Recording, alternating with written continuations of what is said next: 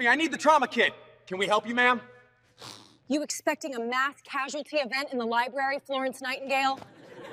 An M67 fragmentation grenade safety lever makes a distinct metallic ping when released, a sound most people never hear over their own screaming.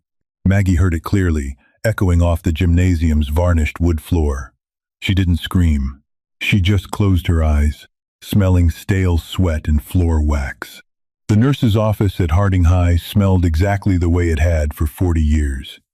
An abrasive cocktail of industrial floor cleaner, peppermint lozenges, and the faint, dusty scent of old paper. To Maggie, it was the smell of sanctuary. She sat at her laminated desk, a heavy knit gray cardigan draped over her shoulders to ward off the aggressive October draft, rattling the single-pane windows. Outside, the city of Portland was tearing itself apart. Sirens wailed in a continuous, overlapping loop that had become white noise over the past 72 hours. A fractured supply chain and a localized blackout had spiraled into panic, which had quickly metastasized into riots. The governor had called in the National Guard, and a mechanized infantry platoon had unceremoniously commandeered the high school as their forward operating base. Maggie hated the noise. She hated the heavy, rhythmic thud of combat boots vibrating through the linoleum. Most of all, she hated the smell that came with them. A sharp, metallic tang of gun oil, CLP solvent, and unwashed bodies wrapped in Kevlar. It reminded her of things she had spent 15 years trying to bury under piles of student health records and ice packs. She rubbed her temples, feeling the beginnings of a migraine pulsing behind her right eye. She needed the emergency medical trauma bag. It belonged in her office, but the platoon's medic had dragged it down to the gymnasium the night before. Standing up, Maggie smoothed her shapeless khaki slacks and adjusted her sensible, rubber-soled clogs. She didn't look like much. 52 years old, with salt and pepper hair pulled into a severe, no-nonsense bun. She looked exactly like a woman whose biggest daily crisis involved a scraped knee or a faked stomachache. The double doors to the gymnasium were propped open with a rusted dumbbell. The air inside was thick and humid. The polished maple floor, the pride of the Harding Hornets, was now scuffed with black boot marks and littered with olive-drab duffel bags, M4 carbines leaning against bleachers, and empty energy drink cans. A group of soldiers sat near the center court logo, playing spades on top of a hard-case ammunition crate. They looked criminally young, their faces tight with exhaustion and the unearned bravado that comes from wearing body armor for the first time in a civilian zip code. "Excuse me," Maggie said. Her voice wasn't loud, but it carried. Staff Sergeant Hayes looked up from his cards. He had a thick wad of chewing tobacco tucked in his lower lip and eyes that were entirely too alert. He didn't stand. None of them did. "Can we help you, ma'am?" Hayes asked, his tone dripping with the kind of practiced politeness that borders on insolence. "I need the trauma kit," Maggie said, pointing a blunt finger toward the red nylon bag sitting near Hayes's right boot, the one your medic took from the second floor. Private Miller, a kid who couldn't have been older than 19, snorted. "You expecting a mass casualty event in the library, Florence Nightingale?" A few of the soldiers chuckled. Maggie didn't blink. She kept her eyes on the bag. She noticed that Miller's rifle was resting on the bleachers with the dust cover open and the safety selector hovering precariously close to semi. She noticed that Hayes's plate carrier was sagging low on his chest, exposing his vital organs. They were amateurs. Tired, scared, arrogant amateur. "No," Maggie said, her voice flat. "But if one of your boys trips over his own untied bootlaces and cracks his skull on the bleachers, I'd like to have the gauze handy. Hand it over." Hayes spat a stream of brown liquid into an empty plastic bottle. He kicked the red bag toward her. It slid across the wood floor and stopped at her clogs. "There you go, Doc," Hayes said, a condescending smirk tugging at his mouth. "Try not to pull a muscle carrying it. Leave the heavy lifting to us. If the rioters breach the perimeter, you just lock your door and hide under your desk. We'll handle the bad guys." Maggie knelt. The joints in her knees popped a sharp, painful sound. She picked up the bag by its heavy canvas straps. The rough texture bit into her skin. She looked at Hayes, her expression completely devoid of intimidation. "Sergeant," she said quietly, "if a crowd breaches this building, the fact that you have your side plates removed to save weight means you're going to catch shrapnel, or a stray round, straight through the ribs. And when you do, I'm the one who's going to have to plug the hole while you scream for your mother, so I'll take the bag now." The silence in the gym was sudden and absolute. The smirk vanished from Hayes's face, replaced by a dark, angry flush. Miller stopped laughing. Maggie turned her back to them and walked out, the rubber soles of her shoes squeaking rhythmically against the floor. She felt a slight tremor in her hands. It wasn't fear, it was irritation. God, she hated being back in this environment. She hated the posturing. She just wanted to go back to her peppermint lozenges and her quiet room. But the universe, as Maggie had learned long ago in the dusty, blast-cratered streets of Fallujah, rarely cared about what she wanted. The breach happened 40 minutes later. It didn't start with a heroic firefight or a coordinated tactical assault. It started with the catastrophic shattering of safety glass at the rear of the locker rooms. The sound tore through the quiet hum of the school's backup generator like a physical blow. Maggie was organizing the trauma bag when the sharp crack of the glass made her freeze. Her breath hitched. For a fraction of a second, she wasn't in Oregon. She was back in the sand, smelling cordite and burning rubber. She squeezed her eyes shut, digging her fingernails into the palm of her hand until the sharp pain grounded her. "You're here. You're a nurse. You're out." Then came the shouting. The deep, panicked baritones of the National Guard boys, overlapping in a chaotic mess of orders. "Drop it. Get on the ground. Do it now. He's got a weapon. Light him up." Maggie's stomach dropped. The adrenaline hit her system like battery acid, turning her mouth completely dry. She didn't want to go down there. Every instinct screaming in her tired bones told her to barricade her door, to let the soldiers handle it. They had the armor, they had the guns, but she also knew the sound of terrified young men holding loaded weapons. That sound only ended one way. She abandoned the trauma bag and moved. She didn't run running-induced panic, but her strides were long and eating up the hallway linoleum. She pushed through the double doors into the gymnasium and immediately smelled the distinct, acrid stench of fear sweat cutting through the humidity. At the far end of the gym, by the broken glass of the rear vestibule, 4 soldiers had a boy cornered against the cinder block wall. It was a local kid, maybe 17. He was wearing a soaked, oversized black hoodie, his face slick with rain and tears. He was hyperventilating, his chest heaving so hard it looked like his ribs might snap. Hayes was front and center, his M4 raised, the red dot sight painting a crimson circle right in the middle of the kid's chest. Miller was flanking him, hands shaking so violently his rifle barrel was vibrating. "I said on the ground, you piece of shit," Hayes screamed, his voice cracking with panic. I can't, the boy sobbed. His eyes were wide, white, completely visible, all the way around the irises. Maggie slowed her pace as she approached the arc of soldiers. She looked past the rifles. She looked at the boy's hands. His left hand was raised near his ear, fingers splayed in surrender. His right hand was clutched tightly against his thigh.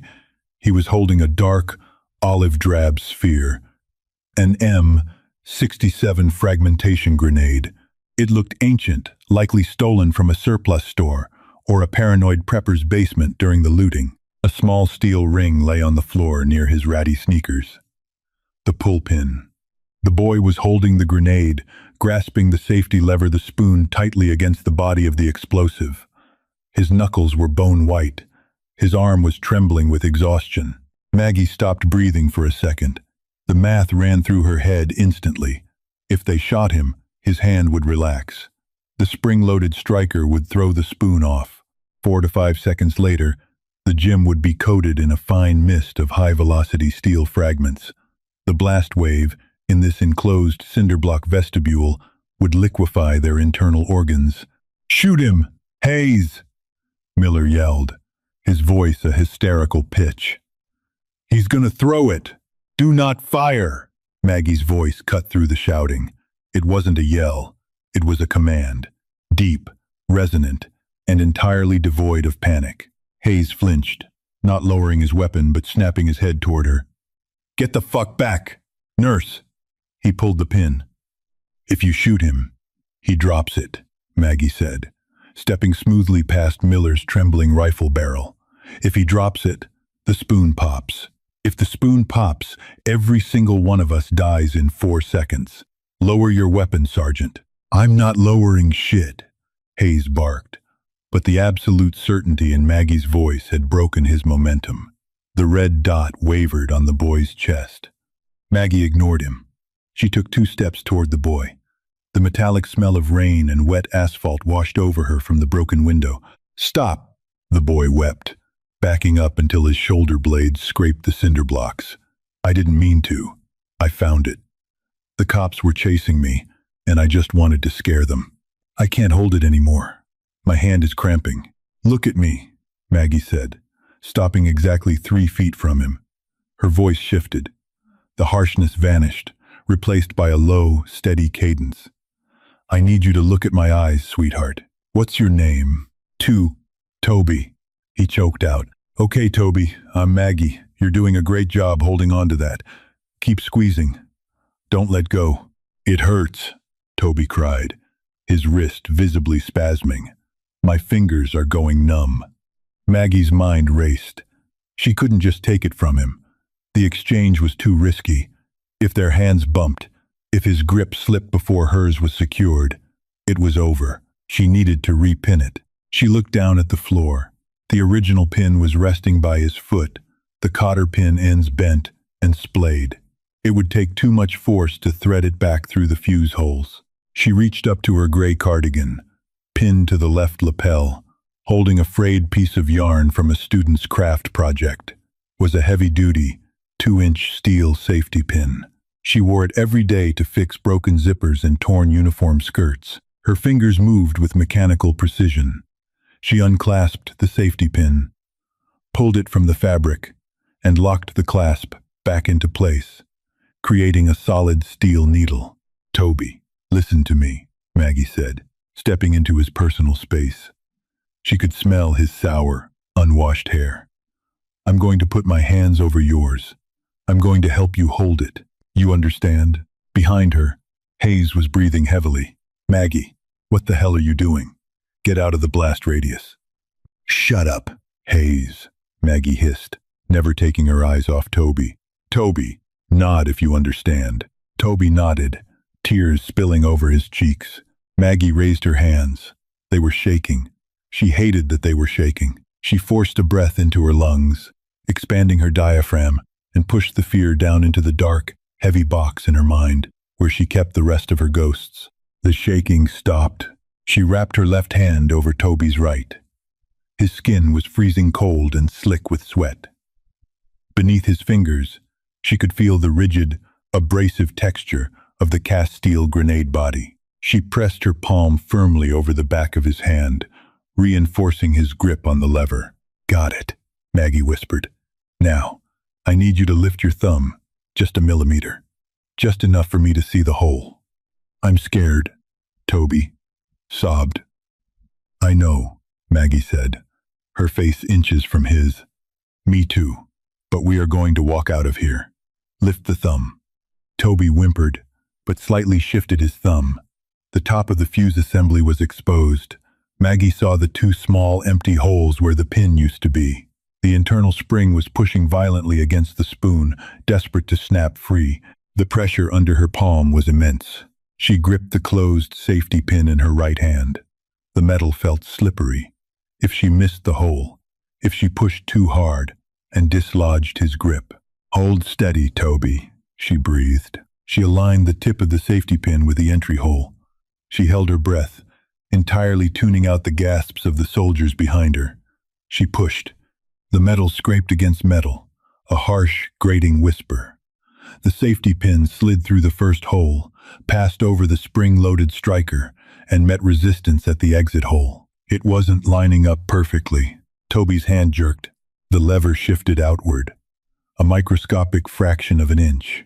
A tiny, muffled click echoed from the fuse assembly. Maggie's heart slammed against her ribs. "Do not move," she barked, her voice suddenly possessing the raw, terrifying authority of a drill instructor.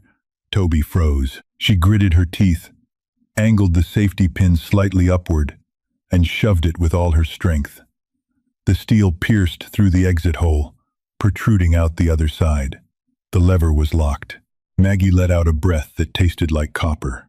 "Okay," she whispered, her knees suddenly feeling like water. "Okay, let go, Toby." Slowly. Toby released his grip, collapsing against the wall as his legs gave out. Maggie stood there holding the M67 in her palm. The improvised safety pin was holding the lever perfectly flush against the olive-drab casing. The immediate threat was over, but she was now holding a live explosive rigged with office supplies. She slowly turned around. The 4 soldiers were staring at her, their rifles slack in their hands. The arrogant smirks were gone. The posturing was gone. Miller looked like he was going to vomit. Hayes was staring at the grenade, then slowly tracked his eyes up to the 52-year-old school nurse in a cardigan. "Jesus Christ," Hayes breathed, his voice stripped of all its former bravado. Who are you?" Maggie looked down at the grenade, feeling the heavy, dense weight of it in her hand. She felt a profound, exhausting sadness wash over her. "I'm the woman who asked you for the trauma bag," Maggie said softly. "Now back up. I need a roll of duct tape."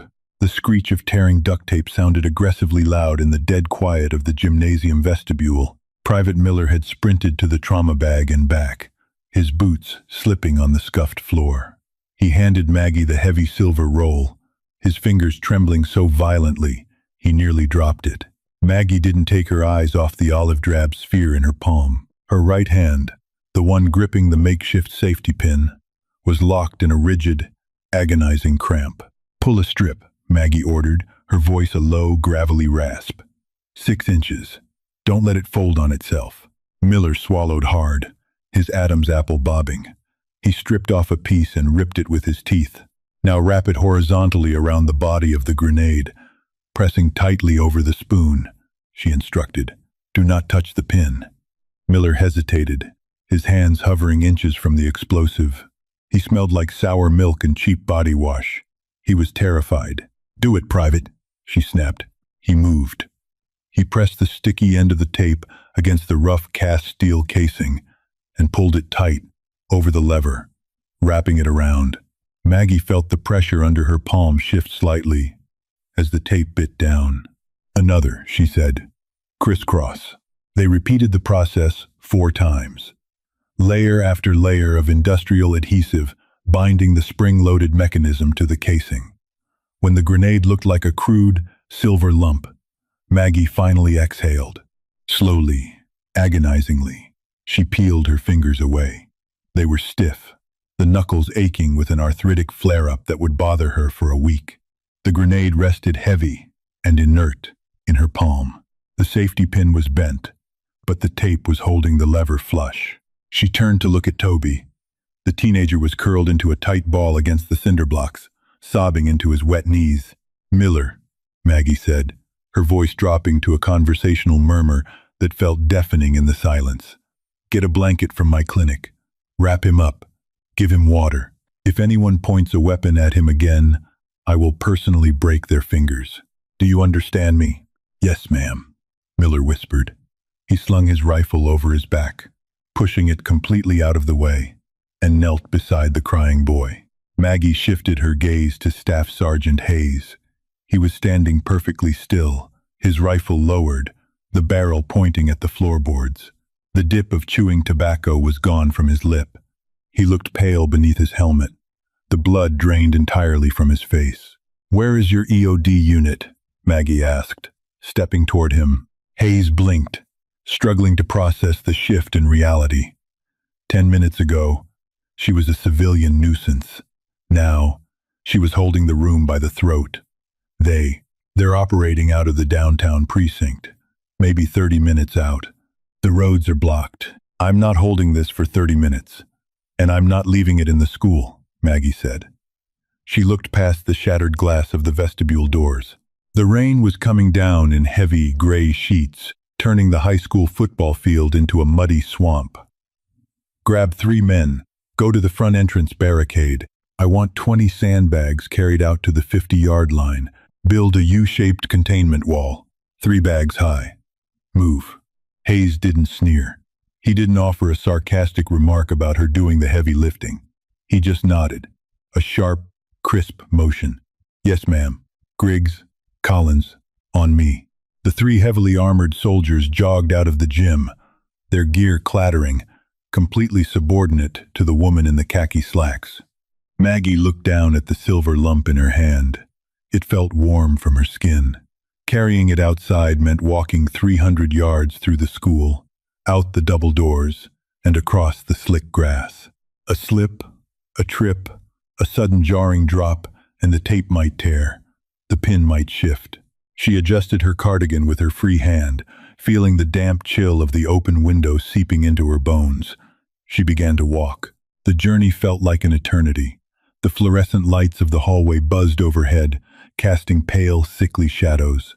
Every squeak of her rubber soles sounded like a warning klaxon. She kept her arm locked at a 90-degree angle, her bicep burning with lactic acid, cradling the explosive like a fragile glass of water filled to the absolute brim.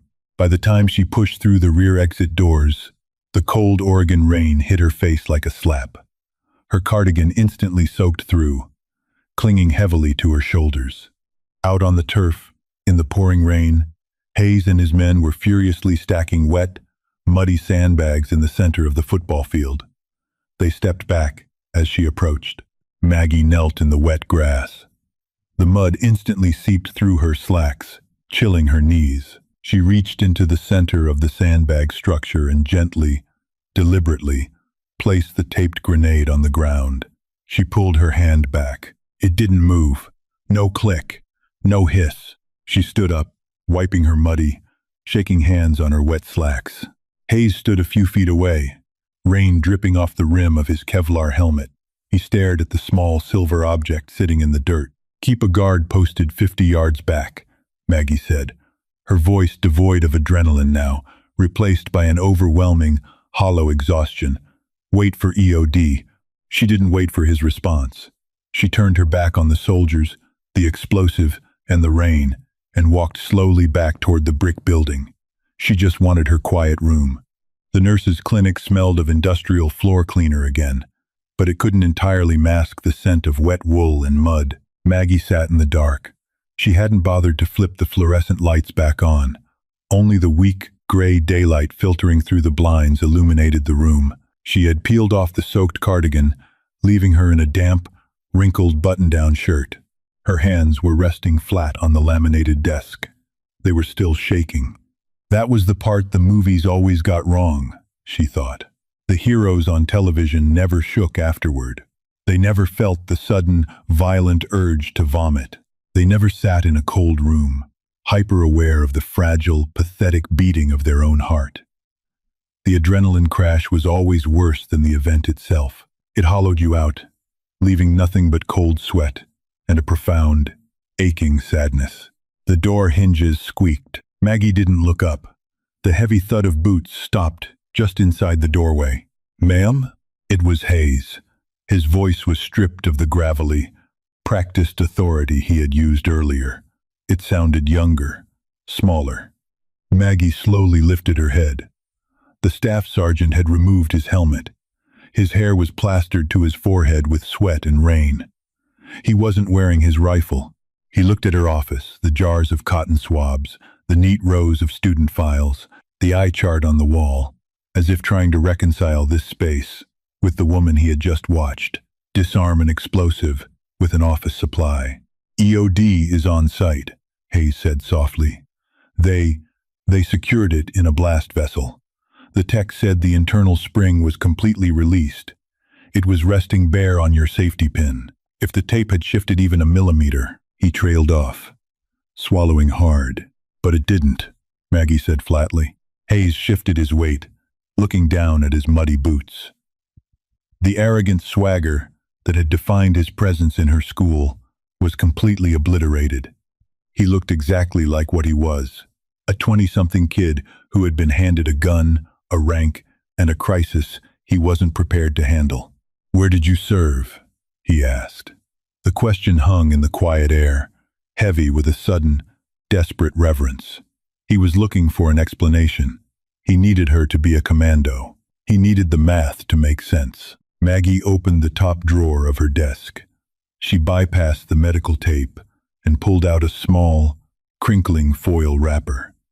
She unwrapped a peppermint lozenge and popped it into her mouth. The sharp, clean taste of mint cut through the lingering taste of copper in her throat. "I didn't carry a rifle, Sergeant," she said, leaning back in her chair. It creaked in protest. "I wasn't door-kicking in Kandahar, if that's what you're asking. You knew exactly how that fuse mechanism worked. You didn't even blink." "I was a trauma nurse with the 28th Combat Support Hospital," Maggie said, her voice quiet, staring at a stain on the ceiling tiles. "Baghdad in 04, Fallujah in 05. I didn't disarm bombs. I just spent 4 years trying to piece back together the kids who didn't run fast enough when they went off. You see enough missing limbs, you learn how the mechanisms work. You learn exactly what that sound means." Hayes absorbed the information in silence. The reverence in his eyes didn't fade. It deepened into something far more uncomfortable. Shame. "I'm sorry," Hayes said. It was a raw, jagged admission about how we spoke to you, about the bag, about all of it. Maggie looked at him, really looked at him. She saw the fatigue in his eyes, the heavy burden of the armor pulling on his shoulders.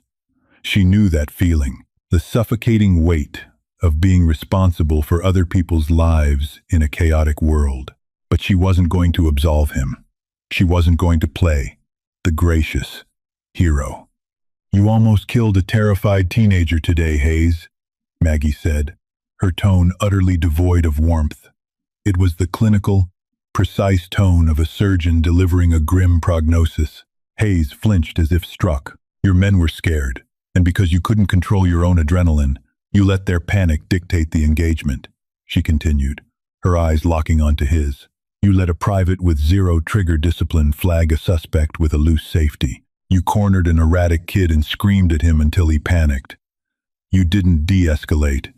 You escalated, and if I hadn't walked in there, 4 of your mothers would be getting folded flags this week, and that boy would be pieces on the wall." Hayes stared at the floor. His jaw tightened. "I know. Do you?"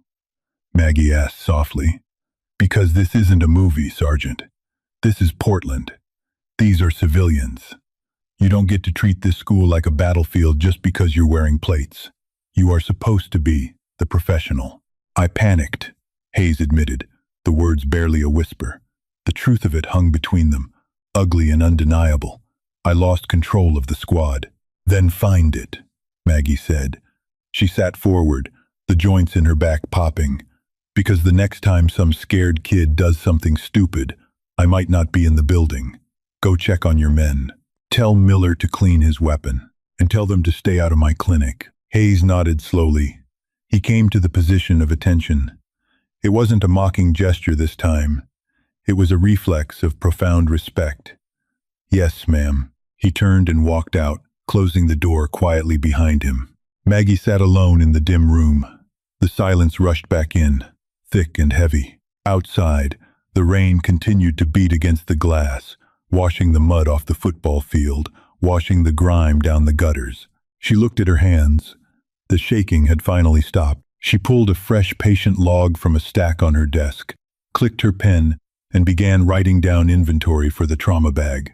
Life at Harding High would resume, eventually. Teenagers would still fake stomach aches to get out of algebra. The varsity basketball players would still sprain their ankles. She would still be the invisible woman in the cardigan who handed out ice packs and peppermints. And that was exactly the way she wanted it. What would you do if you were in Maggie's shoes? Sometimes, The most extraordinary courage hides in the most ordinary places behind a cardigan, a tired smile, and a pocket full of safety pins. If this story kept you on the edge of your seat, hit that like button and share it with someone who appreciates unsung heroes. Don't forget to subscribe to the channel for more gripping, true-to-life stories. Let us know your thoughts in the comments below. Hi, my name is Jeffrey Williams, the owner and manager of Second Ember Reborn.